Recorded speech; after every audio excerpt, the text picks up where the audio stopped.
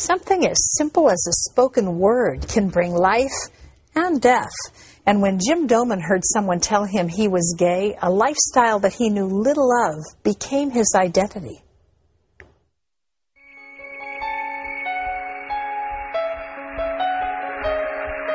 My name is Jim Domen, and I lived in a homosexual lifestyle for 3 years. I started realizing in 7th grade that I really wasn't attracted to girls. I was more attracted to boys or older men. Couldn't figure out why. I was never sexually abused or didn't have any issues like that growing up. Went to counseling throughout high school, trying to understand where this was coming from and why I was attracted to the same sex. Tried dating through high school, and that really didn't fix or change me. I was still attracted to men, even though I, had a couple girlfriends. Down deep, I had a true heart desire to do what was right.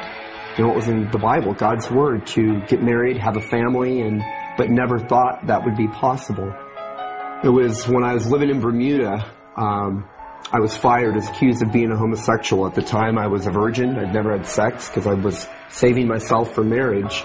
And after being accused of something that I wasn't, I just said, you know what, God, I want to love and be loved, and I can't do this with your plan. I'm going to do what is best for me. So I came out in Portland, Oregon, came back to the United States and started visiting gay bars and trying to fit a need, a brokenness in my heart that had never really been met or been filled. It was June 8, 2002 when it all fell apart. And literally God, He took everything from me. My car was repossessed. My partner switched, sexual partner and business partner switched all of our bank accounts. And overnight had lost everything.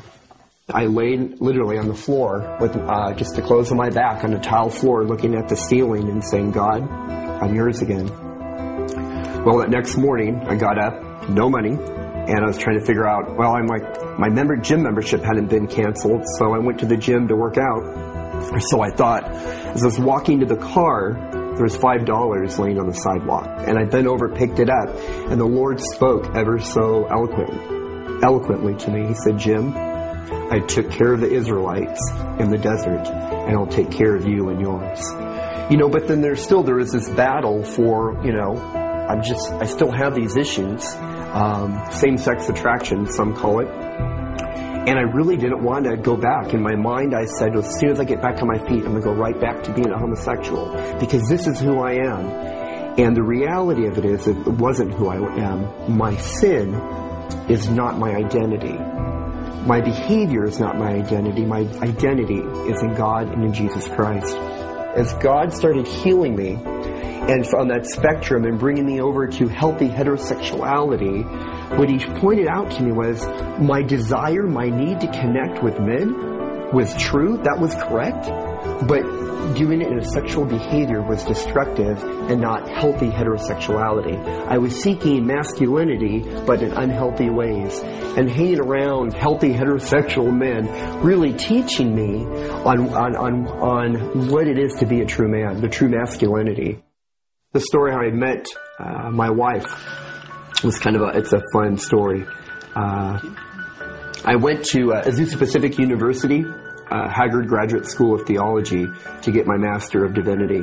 I remember APU, by mistake, had mailed my diploma to the wrong address. And I went to pick it up. I drove to APU, walked into the office, and this beautiful woman comes walking by who shouldn't have been there. She's a manager of the office, and her office is in the back. But it was a divine appointment, and I said, I'm here to get my diploma. So she gave it to me, and she said, go ahead and take it out and read it. So I pulled that out and read it, and I said, wow, this is such a miracle.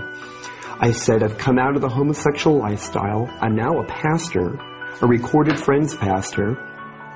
I just finished my Master of Divinity, my degree, and I just bought a home. And she looked at me square and she said, it sounds like God has restored the years the locusts have eaten. And Jim was, I found out later, touched by that because it was from Joel. And I didn't really know what I was quoting at the time, but I knew that God had really changed Jim. And so I just was thinking, wow, here's a guy who's got his degree, he's got a house, he's got a good job, and he's cute, and he loves the Lord, and it just really made an impression on me. And so when he left that afternoon, I had a sense, because we girls tend to know these things, that he was going to ask me out later. As we kept conversing, I just saw Jesus burning in her eyes. I'm like, I have to know this woman. I want to get to know her. So I got her number. First question he asked me was, well, are you married? And I said, no, I'm not married. I said something like, I'm dating and I'm wanting to get to know people. So we went out for coffee and just really clicked. And I started to see the big values that we had in life in common, that we both wanted to have a family, that we both had a love for the ministry of God. And just every time we talked, I just knew that God was doing a work there. We got married, and we've been married in July 2009. So it's been an incredible journey of restoration and healing, and I can't wait to share my story with the world.